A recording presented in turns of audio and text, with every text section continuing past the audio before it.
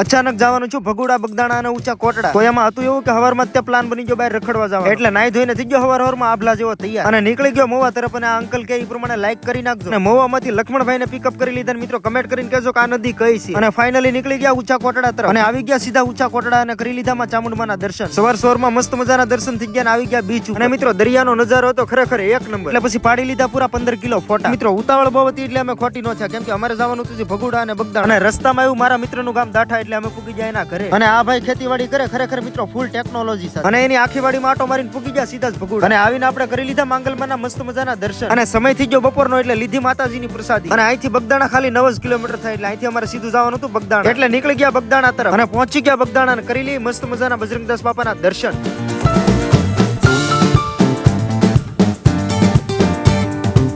સંત બજરંગદાસ બાપાના મસ્ત મજાના દર્શન કરી લીધા. મિત્રો અહીંથી નોન સ્ટોપ જવાનું છે હવે ઘરે, એટલે પછી નીકળી ગયા પકડી લીધો સીધો જ હાઈવે પટ્ટી. અને આ જગ્યા વેચવાની છે, કોઈ લેવાનો હોય તો ફોન કરજો. તો ફાઇનલી હું આવી ગયો મારા ઘરે. મિની બ્લોગમાં મજા જરાક ફોલો કરી નાખજો. આપણે મળીએ એક નેક્સ્ટ વિડીયોમાં. બધાને જય માતાજી, બાય બાય.